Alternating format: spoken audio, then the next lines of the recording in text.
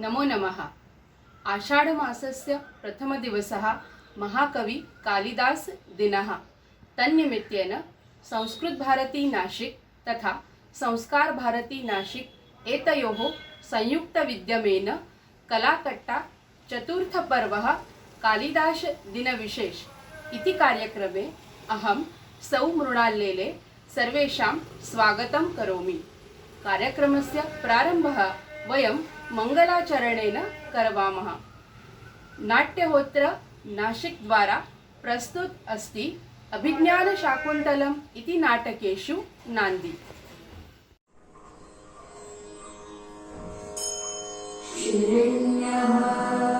सन्तु गावो भवतु वसुमती सर्वसम्पन्नसस्या पर्जन्य कालवर्षी सकलजनमनोनन्दिनो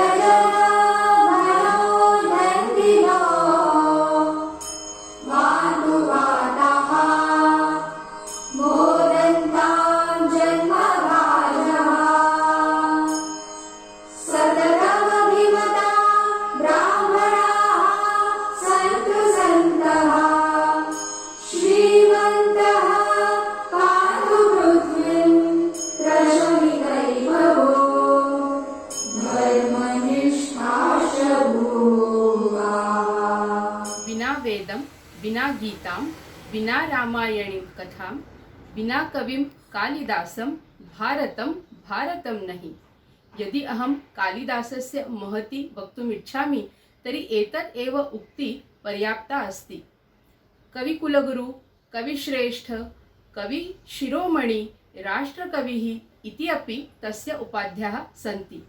परन्तु कालिदासस्य विषये तस्य जीवनकाल, तस्य निवासः, तस्य जन्मस्थानः एतत् विषये किमपि निश्चित निर्णयः नास्ति।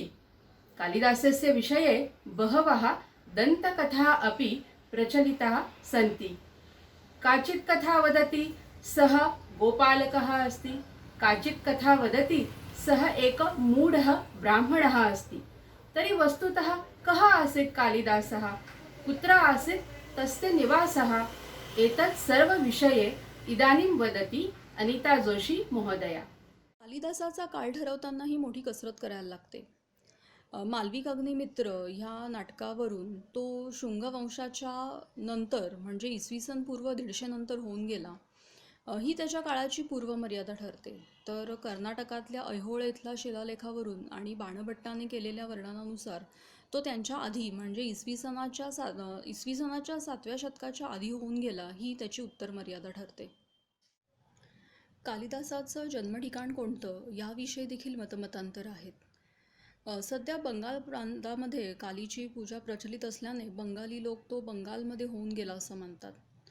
पण पूर्वी माळवा प्रांतामध्ये देखील कालीपूजा रूढ होती। मग तो कुठल्या प्रांताचा होता ह्याविषयी प्रत्येकाने आपापली मतं मांडली आहेत। पण सर्वानुमते उज्जैनी ही त्याची आवडती नगरी होती आणि त्याच्या साहित्यामध्ये उज्जैनचं भरपूर वर्णन केलेलं आहे। त्यामुळे उज्जैनीमध्ये त्याचं बराच काळ वास्तव्य असावं हे सगळ्याच विद्वानांनी मान्य केलं आहे। कालिदासाच्या रचना आणि गुप्त घराण्यातील घटना यामध्ये देखील साधर्म्य असल्याचं विद्वानांनी दाखवून दिलं आहे। कुमारगुप्ताच्या जन्माच्या वेळी त्याने कुमारसंभवची रचना केली, तर गुप्त घराण्यातील राजकन्या आणि वाकाटक साम्राज्ञी प्रभावती गुप्ता हिच्या समवेत जेव्हा तो विदर्भात आला त्यावेळी त्याला मेघदूत स्फुरलं असावं। प्रभावती गुप्ता आणि रुद्रसेन वाकाटक यांच्यावरून मालविक अग्निमित्राची रचना त्याने केली असावी। रघुवंशात आलेलं दिग्विजयाचं वर्णन हे गुप्तांच्याच दिग्विजयाचं असावं असंही विद्वानांचं म्हणणं आहे। गुप्त काळ हा भारताच्या इतिहासात सुवर्णयुग मानला जातो आणि म्हणूनच कालिदासाच्या साहित्यात सगळीकडे समृद्धीचंच वर्णन आहे। वैदिक धर्म, तपश्चर्या, ऋषी जीवन ह्याचं वर्णन तो अगदी तन्मयतेने करतो। दारिद्र्य, दुःख ह्याचा स्पर्शही त्याच्या साहित्यात कुठे झालेला नाही। तर असा हा दंतकथांपलीकडचा कालिदास। दंतकथांपलीकडचा कालिदास। संस्कृत कवी स्वतःबद्दल बोलत नाहीत याला कालिदास देखील अपवाद नाही। कालिदासाबद्दलच्या खऱ्या माहितीपेक्षा त्याच्या दंतकथाच अधिक लोकप्रिय झाल्या। इसवी सनाच्या 16व्या शतकात बल्लाळगवीने लिहिलेल्या भोजप्रबंधातून या कथा उचलल्या गेल्या. या ग्रंथाला कोणताही ऐतिहासिक आधार नाही. मग तो कधी, कुठे, कसा होऊन गेला याविषयीची माहिती आपल्याला त्याच्या रचनांमधून शोधायला लागते. वैद्य, केतकर, भांडारकर, वावी मिराशी आदी विद्वानांनी त्याच्या साहित्यावर सखोल संशोधन करून त्याचा काळ आणि चरित्र ह्याविषयी मतं मांडलेली आहेत. कोणी त्याला विक्रमादित्याचा आश्रित मानतात, तर कोणी त्याला भोजराजाच्या दरबारात नेऊन बसवतात. पण तो विक्रमादित्याचा आश्रित असावा हे अनेकांनी मान्य केलं आहे. आणि इसवी सनापूर्वीचा विक्रम संवत्सराचा संस्थापक विक्रमादित्य ह्याचा तो आश्रित नसून तो चंद्रगुप्त दुसरा ह्याचा आश्रित असावा असं वावी मिराशी यांचं म्हणणं आहे. चंद्रगुप्त दुसरा ह्याने दिग्विजयानंतर विक्रमादित्य ही उपाधी धारण केली होती आणि कालिदासाच्या रचनांमधलं जे वर्णन आहे तेही गुप्त घराण्यांशी मिळतं जुळतं आहे हे वावी मिराशांनी पटवून दिलं आहे. विद्वानांनी केलेल्या संशोधनानुसार दंतकथांपलीकडचा कालिदास हा निराळाच भासतो आपल्याला. जडबुद्धी कालिदासाची पत्नीकडनं निर्बत्सना झाल्यानंतर त्याने कालीची उपासना केली आणि त्याला अलौकिक अशी प्रतिभा प्राप्त झाली ही दंतकथा प्रख्यात आहे. परंतु त्याच्या साहित्यावरून कालिदासाकडे केवळ प्रतिभाच होती असं नाही, तर समस्त शास्त्राचं त्याला ज्ञान होतं. समकालीन तत्त्वज्ञानाचा, दर्शनांचा त्याने अभ्यास केला होता. तसंच तो ललित कला देखील शिकला असावा हे त्याच्या रचनांवरून आपल्याला दिसून येतं. तो कालीमातेचा उपासक होता या विधानाला देखील त्याच्या साहित्यामध्ये कोणतीही पुष्टी आपल्याला मिळत नाही. त्याने फक्त एकदाच कालीची स्तुती केली आहे आणि इतरत्र केलेल्या वर्णनानुसार तो शिवाचा उपासक असावा असं वाटतं. जनाः बहुवारं कालिदासस्य तुलना शेक्स्पियर महोदयेन सह कुर्वन्ति. एषा तुलना योग्या अस्ति वा न एतत् विषये वयम् अत्र चर्चां न कुर्मः. परन्तु कालिदासः जगद्विख्यातः साहित्यिकः अस्ति एतत्तु सत्यं. कालिदासस्य साहित्यस्य आस्वादकाः न केवल भारतदेशे परन्तु जगति सर्वत्र सन्ति. कालिदासस्य 7 साहित्यरचनानां परिचयम् अत्र कारयति डॉक्टर साधना गोखले महोदया. नमस्कार रसिक हो. कालिदास दिनानिमित्त कालिदासांच्या साहित्यावर थोडासा प्रकाश आपण आज टाकणार आहोत. कालिदासांनी 2 खंडकाव्य मेघदूत आणि ऋतुसंहार, 2 महाकाव्य कुमारसंभव आणि रघुवंश आणि 3 नाटकं लिहिलेली आहेत. त्यांचा थोडासा अल्प परिचय करूया. मेघदूत हे पहिलं खंडकाव्य अतिशय छोटंसं, म्हणजे फक्त 120 श्लोकांचं कथानकही छोटंसंच. एका यक्षाला झालेली शिक्षा. तो अलकानगरीतून म्हणजे हिमालयातून रामगिरीवर एका वर्षासाठी येतो आणि कसाबसा काळ कंठत असताना 8 महिने जातात आणि त्याला या रामगिरीला आलिंगन देणारा मेघ दिसतो आणि तो भावविभोर होऊन त्यालाच आपला दूत बनवतो. रामगिरी ते अलकानगरीचा प्रवास कसा करायचा त्याचं सुंदर रेखाटन रसाळ भाषेतून कालिदासांनी तिथं केलेलं आहे. एक एक श्लोक ऐकताना आपण अगदी त्यात मग्न होऊन जातो असं रमणीय काव्य आहे. दुसरं आहे ते ऋतुसंहार.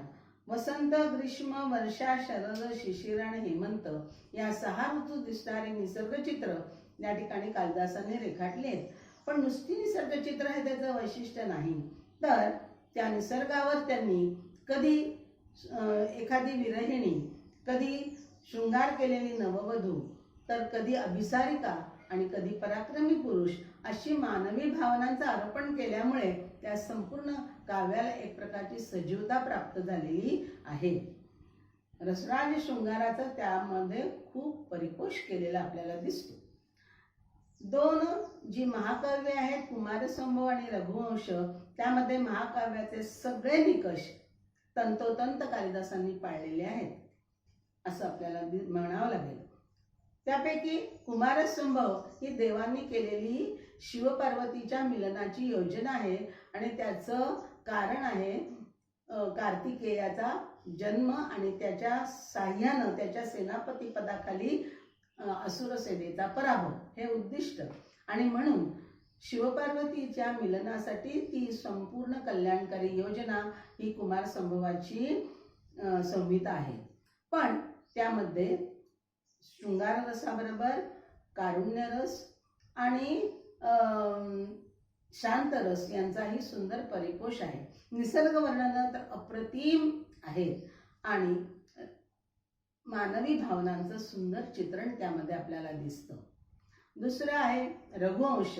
रामायणावर आधारित जरी हे महाकाव्य असलं तरी फक्त रामचंद्रांची कथा त्यात नाही, तर अगदी आधी पुरुषापासून ते थेट शेवटच्या पुरुषा राजापर्यंतचा संपूर्ण आवाका रघुवंशाचा आहे. त्याचे एकंदर 19 सर्ग आहेत आणि 29 राजांचं वर्णन त्यामध्ये येतं. रघुवंश हे इतकं सुंदर आहे की थोडक्यात सांगायचं तर या काव्यामुळेच कालिदासांना कवी कुलगुरू अशी उपाधी प्राप्त झालेली आहे. वेळेअभावी त्याचं वर्णन किती मला करावंसं वाटलं तरी मी करू शकणार नाही. पुढे आपण वळूया नाटकांकडे. 3 नाटकं त्यांनी लिहिलेली आहे. पहिलं आहे मालविका अग्निमित्र. मालविका आणि अग्निमित्र यांची ही प्रणयकथा आहे. अग्निमित्र हा शृंग घराण्याचा नायक आहे आणि म्हणून त्याला ऐतिहासिक असं पण एक महत्त्व आहे. विक्रमोर्वशी ही पण एक प्रणयकथा आहे. राजा पूर्वा आणि उर्वशी देवांगना यांची प्रणयकथा त्या ठिकाणी येते. तिसरं जे नाटक आहे ते शाकुंतल. असं म्हणतात की काव्यामध्ये दृश्य काव्य चांगलं, त्यामध्ये नाटक श्रेष्ठ आणि त्या सर्वात शाकुंतल हे श्रेष्ठ मानलं जातं. अशी एक आख्यायिका आहे की गटे नावाचा जर्मन कवी होता. त्याने हे ज्या शाकुंतल वाचलं तेव्हा तो इतका हर्षभरित झाला की डोक्यावर तो ग्रंथ घेऊन तो नाचला म्हणे. त्यातली अतिशयोक्ती सोडली तरी सुद्धा त्याचं जे एकंदरच शाकुंतलाचं महत्त्व आहे ते आपल्याला तिथं रेखांकित झाल्याशिवाय होत नाही. 7 अंकी हे नाटक आहे. त्यामध्ये दुष्यंत आणि शकुंतला यांची प्रणयकथा तर येतेच, पण त्याचबरोबर अनेक अंगांनी हे नाटक श्रेष्ठ आहे. कौटुंबिक संबंध, त्या या 7 अंकी नाटकामध्ये कौटुंबिक संबंध कसे असावेत, मुलींनी सासरघरी कसं राहावं, कण्वमुनींनी केलेला उपदेश आणि या निरागस अशा शकुंतलेचं आपल्या संपूर्ण सभोवतालच्या आश्रमीय लोकांशी असलेलं आणि प्राण्यांशी असलेलं वर्तन, असे सगळेच एक ते विभाग जे आहेत ते अतिशय रमणीय असे आहेत. खरोखर कालिदासांच्या भाषा वैभवाबद्दल, त्यांच्या रचना कौशल्याबद्दल विचारायलाच नको. कारण महाभारतातल्या कथेमध्ये सुद्धा त्यांनी आपल्या प्रतिभेने असे नाट्यमय बदल केलेले आहेत की एकूणच ते नाटक हे प्रेक्षकांचा आणि रसिकांच्या काळजाचा ठाव घेतो. कालिदास हे शृंगारपर काव्य लिहिणारे असे कवी मानले जातात, रसराज शृंगार. पण विशेष हे की कालिदासांनी कुठेही उथळ शृंगाराचं वर्णन केलेलं नाही. त्यांनी प्रेमभावनेचं उदात्तीकरण केलेलंच आपल्याला त्यांच्या सगळ्या साहित्यकृतीतून दिसतं. हेच त्यांचा विशेष आहे. त्यांच्या भाषा वैभवामध्ये अनेक अलंकारांचाही त्यांनी उपयोग केलेला आहे. मग ते दृष्टांत असेल, उपमा, उत्प्रेक्षा, अर्थांतरन्यास, सगळे अलंकार त्यांनी वापरलेले आहेत. पण तरीसुद्धा उपमेवर त्यांची विशेष हुकूमत आहे. त्यांच्या सुंदर सुंदर उपमा ऐकताना मन विभोर होऊन जातं आणि म्हणूनच म्हणतात उपमा कालिदासस्य. उपमेचा या अलंकाराचा उपयोग करावा तर तो फक्त महाकवी कुलगुरू कालिदासांनीच. नमस्कार. मेघदूतम इति कालिदास विरचित बहुप्रसिद्ध खंडकाव्य. मेघदूतस्य नायकः अस्ति एकः यक्षः. स्वपत्नी वियोगात् बहु दुःखी सः यक्षः एकम् आषाढमेघं प्रार्थयति यत् मम दूतं भूत्वा मम कुशलं मम पत्नीपर्यन्तं प्रेषयतु. इदानीं सः यक्षः निवसति रामगिरिमध्ये तथा तस्य पत्नी अस्ति अलकानगरीमध्ये। तर्हि रामगिरितः अलकानगरीपर्यन्तं मार्गस्य मार्गदर्शनम् आवश्यकं खलु।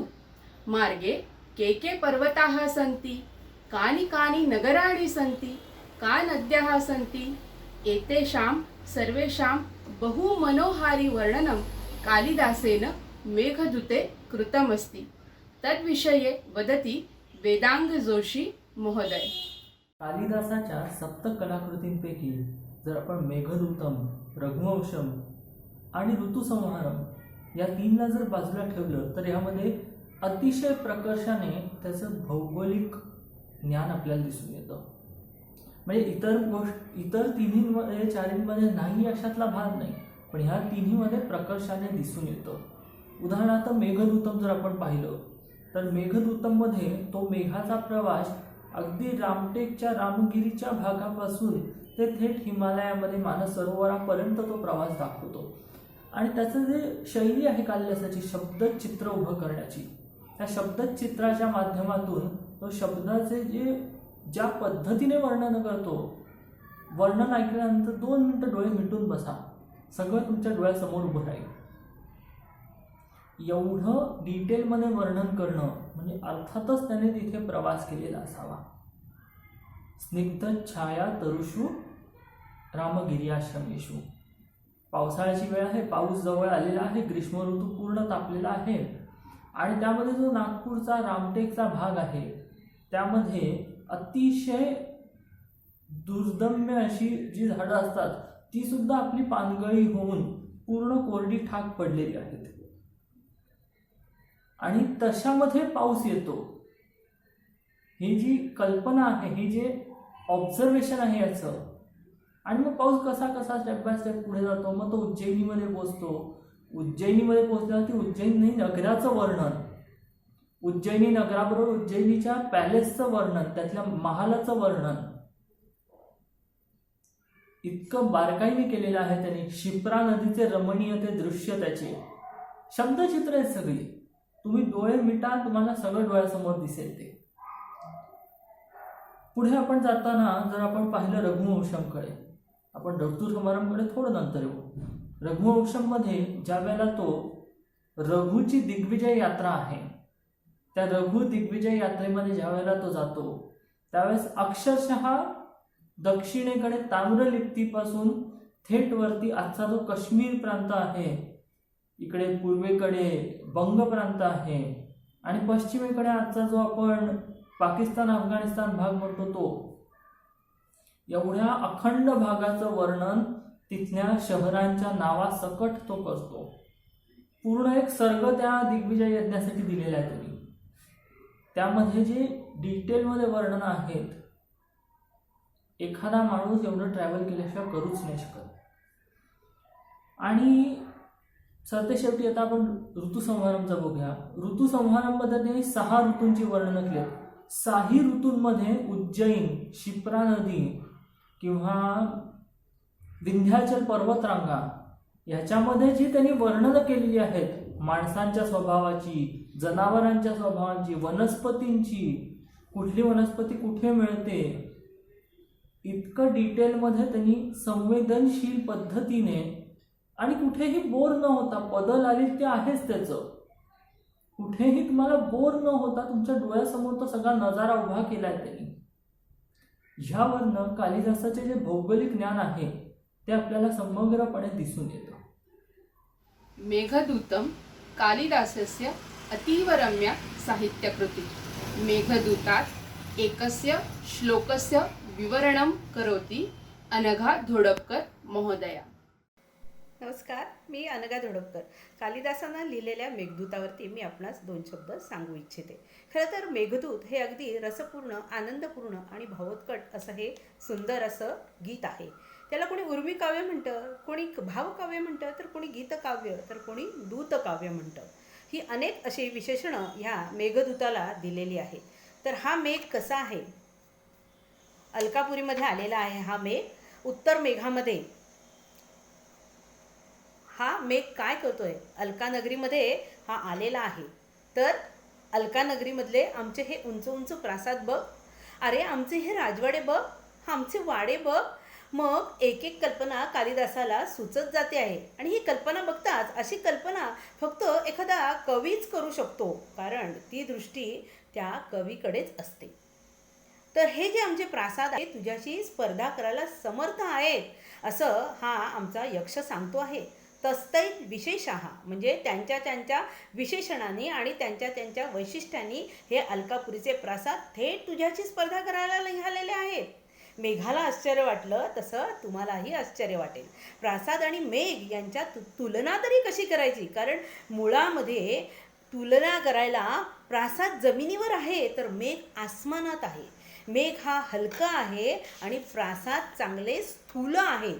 त्यांच्यात तुलना तरी करायची कशी. मेघ हा प्रवाही आहे आणि प्रासाद हा एका जागी स्थिर आहे. असा संपूर्णपणे प्रथमदर्शनी इतका मोठा ज्यांच्यामध्ये भेद आहे तिथे हा यक्ष सांगतो आहे की तू आमच्या प्रासादाशी, आमच्या अलकापुरीशी जाऊन स्पर्धा कर, आमच्या प्रासादाशी. बघा किती मोठा दृष्टी फरक आहे आपल्यामध्ये आणि कालिदासामध्ये. अलकानगरीची विशेषणं कुठली कुठली आहेत तर ऐकूया. या मेघाच्या बरोबरीने त्याला सहचारिणी म्हणून त्याची कोण आहे तर चमचमणारी विद्युल्लता. अरे तू असा आहेस की तुझ्याजवळ तुझी चमचमणारी विद्युल्लता ने तू युक्त आहेस. आणि आमचे प्रासाद कसे आहेत तर ललित वनिता. हा अरे तुझ्याबरोबर जर चमचमणारी विद्युल्लता आहे तर आमच्या प्रासादामध्ये अत्यंत सुंदर दिसणाऱ्या या स्त्रिया आहेत ना. पुढची समानता म्हणजे सेंद्र चापम सचित्रा, म्हणजे तुझ्याकडे इंद्रधनुष्य आहे आणि मग तुला असं वाटतं का की आमच्या प्रासादामध्ये काहीच नाही आहे, सप्तरंगच नाही आहे. सचित्रा हा म्हणजे आमचे वाडे हे चित्रांनी सजलेले आहेत आणि त्या चित्रांमध्ये चित्रकारांनी सप्तरंग वापरलेले आहेत आणि त्यामुळे भिंतीवरती इंद्रधनुष्य पसरलेलं आहे. हे साकारलेलं आहे चित्रांमधनं. आमच्या वाड्यामध्ये कायम मृदुंग, पखवाज, टाळ, ढोल असं वाजत आहे. कारण कशासाठी तर वाड्यामध्ये संगीत आहे. आमच्या अलकानगरीतली ही जी मंडळी आहेत ही कलासक्त आहेत, कलेचा आनंद घेणारी आहेत. आमच्या वाड्यामध्ये नित्य नृत्य गायन हे चालतं. त्यामुळे मृदुंगाचं वादन, पखवाजाचा ध्वनी हा तुझ्याशी समानता दाखवणारा आहे. कारण तू ही स्निग्ध, गंभीर आणि गडगडाट करणारा आहे. त्यामुळे तुझ्यातल्या आवाजाची ही चौथी समानता आहे. तू कसा आहेस तर तू जीमूत आहेस. पावसाळ्यातला तू मेघ आहेस, पाणी भरलेला आहेस. तू चमचमतो आहेस. तू नुसता कोरडा नाही आहेस तर तू चमचमणारा आहेस. तुला काय वाटतं आमच्या वाड्यात चमचमणारं काहीच नाही. आमच्या प्रासादातल्या फरशा या रत्नजडित आहेत, रत्न खचित आहेत. तू जसा चमचमतोस ना तशा आमच्या वाड्याच्या या फरशा देखील चमचमतात. तू तुंग आहेस, तू वरती आहेस, आकाशामध्ये आहेस. आमचे वाडे कसे आहेत तर त्या तुझ्या ढगाला चाटणारे आहेत, म्हणजेच गगनचुंबी आहेत.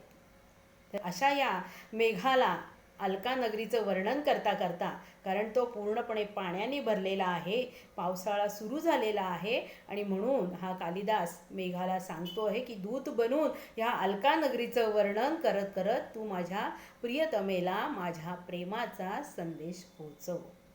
धन्यवाद.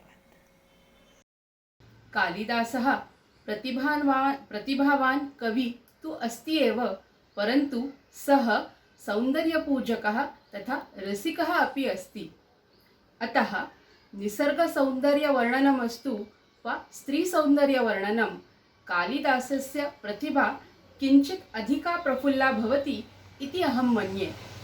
एतस्य प्रचिति तस्य प्रत्येकसाहित्यकृतिमध्ये मिलति. शाकुन्तले तथा मेघदूते एतत् वयं विशेषरूपेण अनुभवितुं शक्नुमः. मेघदूते वर्णिता अलकानगरी साक्षात् स्वर्गीयनगरी. तत्र स्थिताः ललनाः स्वर्गीयसौन्दर्यवत्याः. तेषां विविधः विभ्रमाः नेत्रकटाक्षाः प्रसाधनानि आभूषणानि एतस्य सर्वस्य विषये बहु रसपूर्णं वर्णनं कालिदासेन मेघदूते कृतमस्ति। एतस्य विषये अधिकं वदति डॉक्टर स्नेहल दंताळे महोदया। कालिदासांचा सौंदर्य प्रसाधनांविषयी असलेला आरोग्य विषयक दृष्टिकोन आता आपण बघूया। कालिदासांचे निसर्गप्रेम सर्वश्रुतच आहे। त्यांच्या प्रत्येक कलाकृतीत निसर्गातील अनेक बारकाव्यांचा उल्लेख आढळतो। अभिज्ञान शाकुंतलम, ऋतुसंहार, कुमार संभवम, मेघदूतम यामध्ये तर ते विशेषत्वाने अनुभवास येते।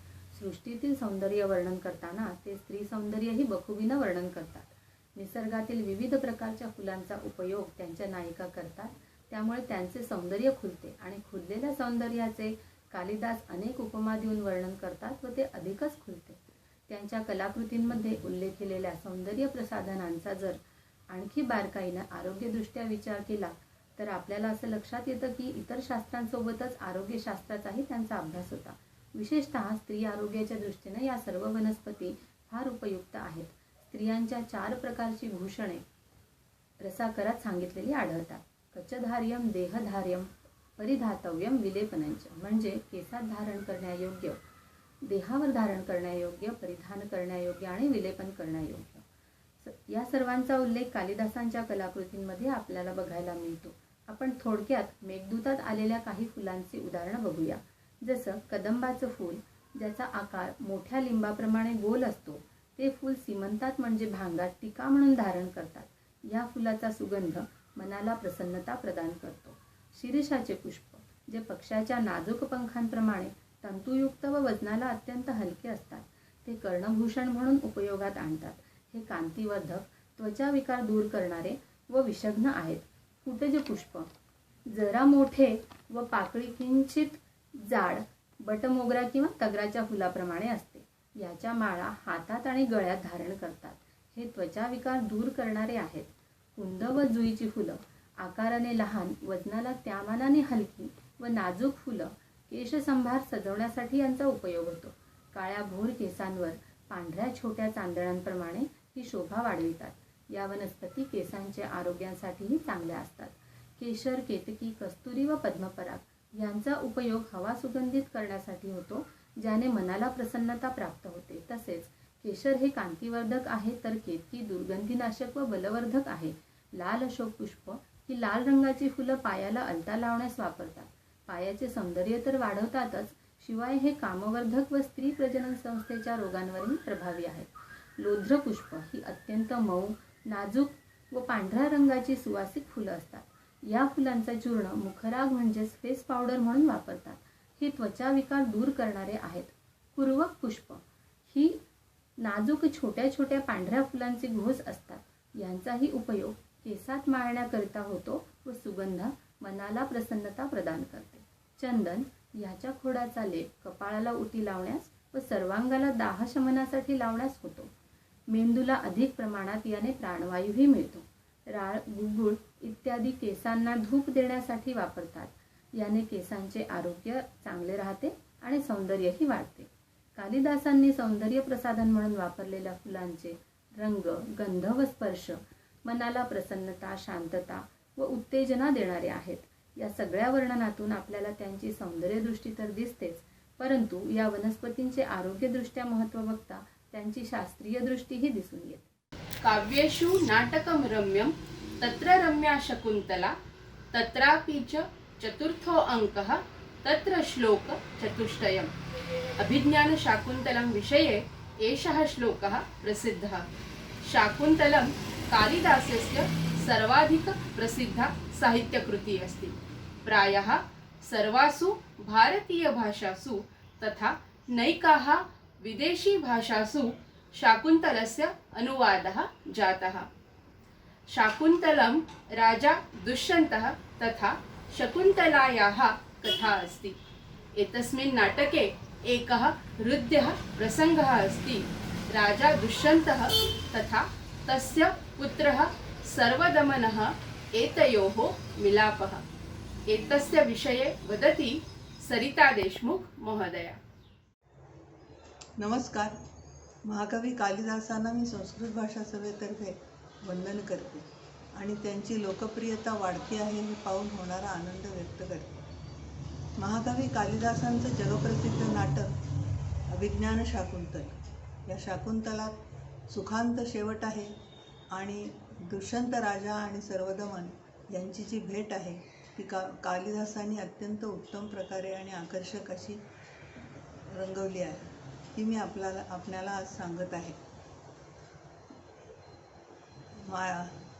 शकुंतला आणि सर्वदमन मारीचांच्या आश्रमामध्ये राहत होते. राजा तिथं गेला त्यावेळेला त्याचा बाहू स्फुरण पाहू लागला. राजाला तो शुभशकून होता. पुढे राजा गेल्यानंतर एक बालक सिंहाशी मस्ती करत होता. सिंहाला म्हणत होता, तुझं तोंड उघड, मी तुझे दात मोजतो. आणि त्या बालकाला पाहिल्यानंतर राजाच्या मनात अतिशय गहिवर दाटून आला. त्याला वाटलं आपला मुलगाही असाच असेल, कुठं असेल, हाच तर नसेल माझा मुलगा. असे एक आशेचं बीज त्याच्या मनात पडलं. पुढे तो मुलगा फारच मस्ती करायला लागला म्हणून ती दासी म्हणाली, मी तुला दुसरं खेळणं देते. लगेच त्या मुलाने हात पसरले, दे तर. तेव्हा राजाला त्याच्या हातावर चक्रवर्ती लक्षणं दिसली. राजा म्हणाला, आपल्याला ज्योतिषांनी सांगितलंच आहे की तुझा मुलगा चक्रवर्ती सम्राट होणार आहे. राजाच्या मनातल्या आशेच्या बीजाला एक अंकुर फुटला. तो फार मस्ती करत होता म्हणून ती दासी म्हणाली, राजाला ह्याला सोडव बाबा सिंहाच्या ह्याच्यातून. तेव्हा तो राजा म्हणाला, मुनिकुमार. तेव्हा राजाला कळलं की हा मुनिकुमार नाही, हा क्षत्रिय आहे आणि पूर्ववंशातला आहे. म्हणजे माझा आणि याचा वंश एकच. बस आता याच्या आईचं नाव विचारावं. छे, पण परपत्नीचं नाव विचारणं म्हणजे अनार्यता. म्हणून राजा गप्प राहिला. तेवढ्यात ती दुसरं खेळणं आणायला गेलेली दासी आली आणि तिने एक सुंदर मोर आणला. ती त्याला म्हणाली, सर्वदमना शकुंतलावण्यम पश्य. म्हणजे शकुंतला असं त्याच्यात आल्यानंतर तो मुलगा म्हणाला, कुठे आहे माझी आई? त्यावरून राजाला कळलं की याच्या आईचं नाव आहे शकुंतला. या मस्तीमध्ये सिंहाशी तो मस्ती करत होता. त्या मस्तीमध्ये त्याच्या दंडातला ताईत पडला. त्या दासी ओरडू लागल्या, कुठं गेला ताईत म्हणून, कारण तो मारीचाने बांधलेला होता. राजाने इकडे तिकडे पाहिलं तेव्हा त्याला तो ताईत दिसला आणि राजा तो घ्यायला वाकला खाली. तेव्हा त्या दासी मोठमोठ्याने ओरडायला लागल्या, घेऊ नका, घेऊ नका. का असा प्रश्न राजाला पडला. त्या म्हणाल्या, सर्वदमन स्वतः आणि त्याचे आई वडील यांच्याखेरीज चौथ्या माणसाने जर तो ताईत उचलला तर त्याचा साप होतो आणि त्याला दंश करतो. असं पाहिल्यानंतर राजाच्या हातात करंडक होता आणि तो साप झालेला नव्हता. तेव्हा ते पाहून राजाने त्यांना विचारलं की तुम्ही कधी पाहिलं आहे का ह्या असा प्रसंग? त्या म्हणाल्या, अनेकदा पाहिलं. त्यावरून खात्री झाली की सर्वदमन हा आपलाच मुलगा आहे. राजाला अत्यानंद झाला. मित्र हो, राजा पश्चात्तापाने दुःखात वियोगात जळत होता. त्याला मोठा आनंद मिळाला आणि ह्या दुष्यंताच्या भावनेमध्ये जाऊन आपण ह्या प्रसंगाकडे पाहाल अशी मला आशा आहे. धन्यवाद. इदानीम् अहम् एकं भिन्नं विषयं वदामि. विषयः अस्ति खगोलशास्त्रः. किं कालिदासः तथा खगोलशास्त्रः? आम्, कालिदासं खगोलशास्त्रे अपि ज्ञानम् आसीत्. यदा यदा वयं कालिदासस्य साहित्यस्य विषये चर्चां कुर्मः तदा तस्य उपमाकौशल्य, निसर्गवर्णनं, स्त्रीसौन्दर्यवर्णनं, शृङ्गाररसस्य वर्णनम् एतत् एव विषये प्रायः चर्चा भवति. परन्तु बहवः जनाः न जानन्ति यत् कालिदासस्य साहित्ये खगोलशास्त्रविषये अपि उल्लेखाः सन्ति. केचन जनाः एतत् अपि वदन्ति यत् कालिदासः तथा वराहमिहिरः समकालीनः. अतः एतत् किञ्चित् भिन्नः परन्तु उत्कण्ठावर्धक विषयः स्वीकृत्य इदानीं वदति विनय जोशी महोदय. कालिदासांच्या साहित्यातून आपल्याला त्यांच्या बहुआयामी व्यक्तिमत्वाचा परिचय होतो. वेद, शास्त्र, पुराण याचसोबत आयुर्वेद, खगोलशास्त्र, भूगोल, राजनीती याचा देखील त्यांना व्यासंग होता हे आपल्याला कळतं. आणि याच्यामध्ये खगोलशास्त्रामध्ये त्यांना एक विशेष रुची असावी असं आपण म्हणू शकतो. कारण आपल्या साहित्यामध्ये अनेक ठिकाणी त्यांनी वेगवेगळी नक्षत्र, त्यांच्यातील तारे, ग्रह, ग्रहांच्या गती, सूर्यग्रहण, विधान, अयन, संक्रांती अशा अनेक खगोलीय घटनांचे उल्लेख केले. आणि या घटना त्यांनी इतक्या चपखलपणे वापरल्यात की त्यांना आकाश निरीक्षणाची सुद्धा आवड असावी असं आपण म्हणू शकतो. त्यांच्या साहित्यात अनेक ठिकाणी अश्विनी, कृतिका, पुनर्वसू, पुष्य अशा वेगवेगळ्या नक्षत्रांचे उल्लेख येतात. या नक्षत्रांपैकी ज्या योग ताऱ्यांचे चंद्राशी पिधान होतं म्हणजे लुनार ऑक्युल्टेशन होतं ती घटना सुद्धा ते वर्णन करतात. जसं विक्रमोर्वशीयमध्ये त्यांनी म्हटलंय की रोहिणी संयोगेन अधिकम शोभते मृग लांछनम, की चंद्राची शोभा ही रोहिणी म्हणजे अल्डेबरान या ताऱ्याशी जेव्हा त्याचं ऑक्युल्टेशन होतं, पिधान होतं, तेव्हा अधिक खुलून दिसते. कुमार संभव मध्ये त्यांनी तारकासुरासाठी अचानक दिसणाऱ्या धूमकेतूची उपमा वापरली आहे. मालविकाग्निमित्रम या नाटकामध्ये त्यांनी म्हटलंय की मंगळ ग्रह जसा वक्रीहून पुन्हा आधीच्या राशीमध्ये येतो तशी राणी इरावती पुन्हा येऊ शकेल. प्रेयसीला पौर्णिमेच्या सुंदर चंद्राची उपमा तर अनेक कवींनी दिली आहे, पण कालिदासांनी आपल्या मेघदूत या काव्यामध्ये यक्षाच्या विरहामध्ये झुरणाऱ्या यक्षपत्नीसाठी प्राची मुले हिमांशो कला मात्र शेषा तनुमिव, म्हणजे अमावास्येच्या एक दिवस आधी पूर्व क्षितिजावर चंद्राची चतुर्दशीची अत्यंत क्षीण कोर दिसते तशी ती यक्षपत्नी विरहामध्ये कृश झाली आहे असा उल्लेख केलाय. रघुवंश या महाकाव्यात त्यांनी अनेक ठिकाणी खगोलीय घटना वापरल्या आहेत. 14व्या सर्गात त्यांनी छाया ही भूमे शशिनो या श्लोकामध्ये पृथ्वीच्या सावलीमुळे चंद्रग्रहण होतं हे सांगितलंय. 3ऱ्या सर्गामध्ये चंद्र हा परप्रकाशी आहे, त्याला सूर्यामुळे प्रकाश मिळतो हे एके ठिकाणी उपमा देताना सांगितलंय. 9व्या सर्गामध्ये दशरथ राजा तिथे शिकारीसाठी गेलाय, त्या प्रसंगाचं वर्णन करताना ते म्हणतात की राजा दशरथ इतक्या दक्षिणेपर्यंत गेले की जणू अवष्टंब बिंदूवर सूर्य दक्षिणतम क्रांती असताना येतो आणि मग सूर्याचं जसं उत्तरायण सुरू होतं तसं दशरथांनी आपला रथ उत्तर दिशेकडे वळवला. 9व्या सर्गामध्ये राम लक्ष्मण यांचं वर्णन करताना ते म्हणतात की ते जणू पुनर्वसू मधले 2 तारे आहेत. आणि एक विशेष म्हणजे ग्रीक दंतकथेमध्ये सुद्धा हे जे 2 तारे आहेत पोलक्स आणि कॅस्टर हे आपल्या निस्सीम बंधुप्रेमासाठी ओळखले जातात. त्यांच्या साहित्यामध्ये एका अत्यंत दुर्मिळ खगोलीय घटनेचा सुद्धा उल्लेख येतो. जिथे दुष्यंत राजा आणि शकुंतला यांचं मिलन होतं त्याचं वर्णन करताना त्यांनी म्हटलं आहे की जणू चंद्रग्रहणातून मुक्त झालेल्या चंद्राची रोहिणी ताऱ्याशी जसा संयोग होतो आहे तशी राजा दुष्यंताला शकुंतलेची प्राप्ती झाली आहे. तर खरंच अशी खगोलीय घटना घडली होती का? तर काही खगोलशास्त्रज्ञांनी असं म्हटलंय की 4 नोव्हेंबर 412 मध्ये ही दुर्मिळ घटना घडली होती की खग्रास चंद्रग्रहण संपलं आणि मग चंद्राचं रोहिणी या ताऱ्याशी पिधान झालंय. तर कदाचित कालिदासांनी ही घटना पाहिली असावी आणि म्हणून त्यांच्या साहित्यात तो उल्लेख आढळतो. तर अशा प्रकारे त्यांच्या साहित्यातून आपल्याला त्यांचा खगोलशास्त्राविषयीची प्रेम आणि व्यासंग दिसून येतो. रघुवंशम कालिदासस्य सुप्रसिद्धं महाकाव्यम्. एतत् महाकाव्ये कालिदासेन रघुवंशस्य 29 राजानां चरित्रं वर्णितमस्ति. रघुवंशीय नृपाणां गुणवर्णनं कालिदासेन प्रथमसर्गे बहु विस्तारेण कृतमस्ति. तद्विषये वदति अमित नागरे महोदयः.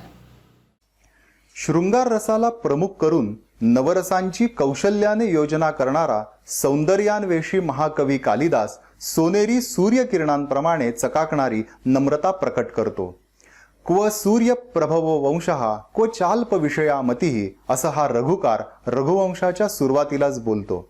या रघुवंशातच इक्ष्वाकू वंशातील राजांचे वर्णन अतिशय रेखीवपणे केले आहे. रघुवंशाच्या निर्मितीचे कारणच बहुधा राजांच्या वर्णनाच्या निमित्ताने कालिदास येथे बोलतात. सोहम आजन्म शुद्धानाम आ फलोदय कर्मणाम आ समुद्र क्षितिशानाम आनाक रथवर्त्मनाम इथून या श्लोकांची सुरुवात होते. हा वंश जन्मापासूनच शुद्ध आहे. हे राजे फलाचा उदय होईपर्यंत फलप्राप्ती होईपर्यंत कर्म करत असतात. त्यांचे शासन समुद्रापर्यंतच्या पृथ्वीवर आहे. यथाविधी ते अग्नीत आहुत्या देतात. याचकांचे ते मनोरथ पूर्ण करतात. अपराधाप्रमाणे योग्य ते शासन करतात. राजकारभारात योग्य ती सावधगिरी बाळगतात. आणि सर्वात महत्त्वाचं, त्यांनी संपत्ती मिळवली पण ती त्यागासाठी, सत्पात्री विनियोगासाठी. ते मितभाषी आहेत केवळ सत्य बोलण्याकरता.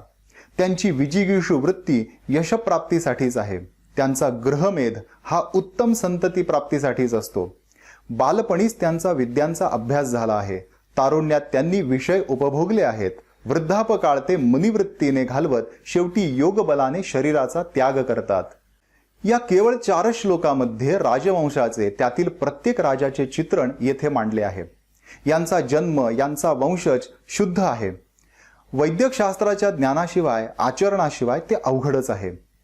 कालिदासाचा आयुर्वेदासंबंधीचा दृष्टिकोन कदाचित आपल्याला येथे दिसून येतो. फलोदय होईपर्यंत कर्म करण्यातून उद्यमशीलतेची जाणीव होते. यज्ञांचे यजन असो वा याचकांच्या किंवा प्रजेच्या इच्छापूर्ती असो. राजा शासन तर करतो, पण ते अपराधानुरूप असण्यासाठी राजनीतीची जाण आणि प्रजेचे मन ओळखता तर यायला हवे ना. आपल्या वंशातील लोकांना पोसण्यासाठी नाही तर त्यागासाठी संपत्तीचा विनियोग करण्याचे अर्थशास्त्र यातून प्रकट होताना आपल्याला दिसून येते. रणांगणावरील पराक्रम असो वा धन्य धन्य असा गृहस्थाश्रम असो, मोठ्या कौशल्याने तो साधता यायला हवा.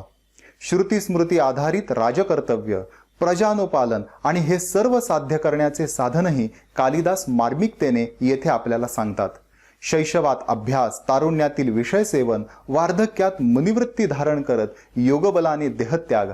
कालिदास मोहक कौशल्याने यशस्वी जीवनाचा, यशस्वी राजजीवनाचा संपूर्ण जीवनपटच येथे आपल्याला घडी करून मांडताना दिसतात.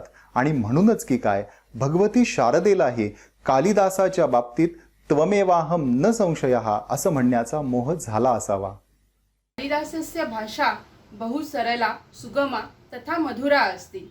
तस्य साहित्ये विविधानाम् अलङ्काराणां प्रयोगाः सन्ति. रघुवंशे तु 21 अलङ्काराणां प्रयोगः कालिदासेन कृतम् अस्ति. शब्दालङ्कारस्य अपेक्षया भाषालङ्कारस्य प्रयोगः कालिदासेन अधिकः कृतम् अस्ति. उपमा, उत्प्रेक्षा, रूपकः तथा अर्थान्तरन्यासः इति विविधानाम् अलङ्काराणां प्रयोगः कालिदासेन कृतम् अस्ति. तर्हि उपमा कालिदासस्य एषा उक्ति प्रसिद्धा. एतस्य विषये वदति अर्चना तोंडे महोदया. नमस्कार. उपमा कालिदासस्य असं म्हटलं गेलं. इतकं या कवीचं आपल्या उपमांशी अतूट असं नातं आहे. अगदी कवी दीपशिखा ही पदवी देखील त्याच्या एका उपमेवरून त्याला मिळालेली आहे. इंदुमती आपल्या स्वयंवराला निघालेली आहे. हातामध्ये वरमाला आहे आणि एकेका राजाचं अवलोकन करत करत ती पुढे चालली आहे. जो राजा समोर येतो आहे त्याचं संपूर्ण प्रतिमा तिच्या मनपटलावर उमटते आहे. परंतु जसजशी ती पुढे जाते तसतसं मागचा राजा पुसला जातोय, त्याची प्रतिमा तिच्या मनावरून पुसली जाते. याची उपमा ते दीपशिखेशी म्हणजे कंदिलाशी करता आहेत. जसं कंदील घेऊन जेव्हा आपण अंधारात जातो आहोत तेव्हा समोरचा भाग प्रकाशित होतो, परंतु जो भाग आपण टाळून आलो आहोत तो भाग अंधारात गडप होतोय. तसंच तिच्या मनपटलावर पुढच्या राजाची प्रतिमा उमटते आहे आणि मागचे राजे पुसले जात आहेत. तर ही एका अत्यंत प्रौढ अशी उपमा ते जेव्हा देतात तेव्हा नक्कीच त्या उपमेची सार्थकता आपल्याला जाणवते. परंतु अगदी साध्या साध्या उपमांमधूनही ते आपल्या कलाकृतीचं सौंदर्य वाढवत जातात. याचा प्रत्यय आपल्याला शाकुंतलममधील उपमांवरून येते. साध्या शकुंतलेच्या सौंदर्याचं वर्णन करताना वल्कल परिधान केलेली शकुंतला ही त्यांना पिवळ्या पानांमध्ये झाकलेली कोवळी पालवी भासते आहे. किंवा तिचं सौंदर्याचं वर्णन करताना ते तिला लतेची उपमा देत आहे. तिचे ओठ जणू लतेवरची कोवळी पालवी आहे, रक्तवर्णी अशी कोवळी पालवी आहे. किंवा तिचे लांबसडक हात हे जणू त्या लतेची कोवळ्या अशा फांद्या आहेत. किंवा हीच शकुंतला जेव्हा भ्रमराला पळवण्याचे काही चेष्टा हाताने करते आहे, तोंडाने सुसू असा आवाज करते आहे, तेव्हा ती कशी भासते आहे तर विनावादन नर्तन करणारी नर्तकी त्यांना ती भासते आहे. आणि एवढ्या सगळ्या वर्णनातून आपोआपच आपल्यासमोर शकुंतला ही अत्यंत कमनीय अशी युवती आपल्यासमोर उभी राहते. मानवी पात्रांना अशा निसर्गाच्या उपमा ते देतात. तसंच काही नैसर्गिक गोष्टींना मानवी उपमाही ते देत आहेत. जसं की आम्रवृक्षाची पानं ही जणू त्याची बोटं आहेत आणि ते शकुंतलेला बोलावत आहेत. ह्याच आम्रवृक्षाजवळ माधवी लता उगवलेली आहे आणि ती आम्रवृक्षाकडे झुकली आहे. तेव्हा ही माधवी लता त्यांना जणू स्वयंवर वधू भासते आहे आणि तिने आम्रवृक्षाला वरलेलं आहे असं ते भासवत आहेत. आणि दोघांवरती आलेला बहर हे जणू त्यांच्या मिलनोत्सुकतेचं प्रतीक आहे असं ते सांगता आहेत. तर यातून निसर्ग आणि मानव आणि निसर्ग हा वेगळा नाही आहे, हे जणू या एकाच पर्यावरणाचा भाग आहेत असं सहजच आपल्या मनपटलावर उमटतं. एका तरल पातळीवरती कवी आपल्याला घेऊन जातो. तर निश्चितच ह्या उपमा या कलाकृतीचं सौंदर्य हे खूपच तरलतेने वाढवत नेतात असं मला वाटतं. नक्की ही कलाकृती वाचा, त्यातून तुम्हाला आणखी आनंद घेता येईल. नमस्कार.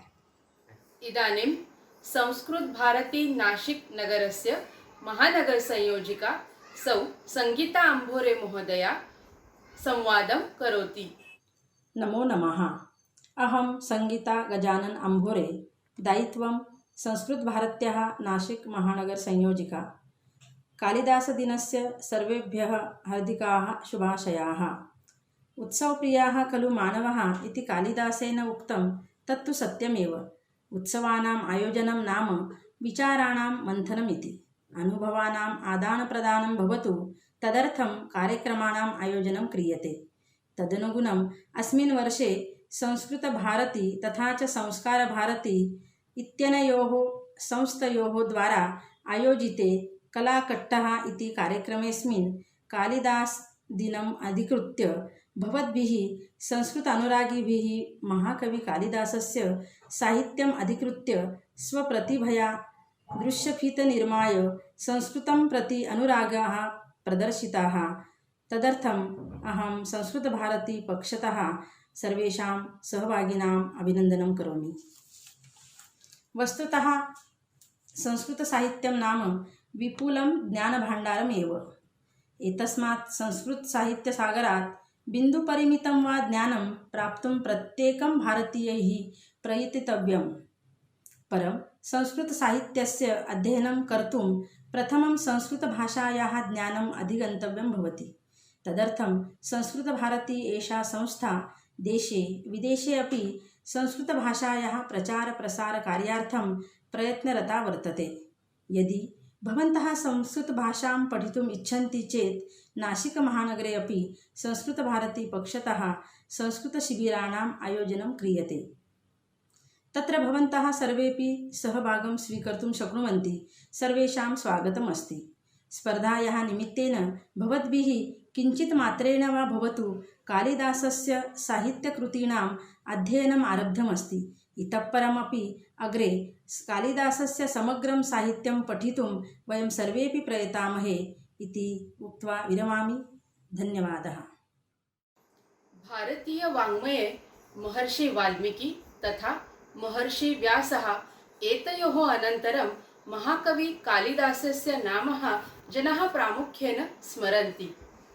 महर्षि वाल्मीकि विरचितं रामायणे वयं भारतस्य नैतिकसामर्थ्यं द्रष्टुं शक्नुमः. महर्षि व्यासेन विरचितं महाभारते भारतस्य बौद्धिकसामर्थ्यं प्रामुख्येन दृश्यते. तथा भारतीयजीवने वा भारतीयसंस्कृतिमध्ये यत्किमपि सत्यं शिवम् एवं सुन्दरम् अस्ति तस्य अद्भुतरम्यसमन्वयः कालिदासस्य साहित्ये मिलति. कालिदासस्य प्रतिभा तु बहुआयामी. अतः तस्य सम्पूर्णसाहित्यस्य रसास्वादं केवलम् एक एव भागे करणीयम् एतत्तु सर्वथा अशक्यम्. एतस्य भागस्य समारोपः वैष्णवी शेजवलकर महोदया भरतवाक्येन करोति. कालिदासाय वन्दनं कृत्वा अत्र अहं विरमामि. पुनर्मिलामः आगामी भागे. धन्यवादः. प्रवर्ततां प्रकृतिहिताय पार्थिवः सरस्वती श्रुतमहता महीयता ममापि च क्षपयतु नीललोहितः पुनर्भवं परिगतशक्तिरात्मभूः पुनर्भवं परिगतशक्तिरात्मभूः पुनर्भवं परिगतशक्तिरात्मभूः. कालिदासो जने जने कण्ठे कण्ठे संस्कृतं कालिदासो जने जने कण्ठे कण्ठे संस्कृतं ग्रामे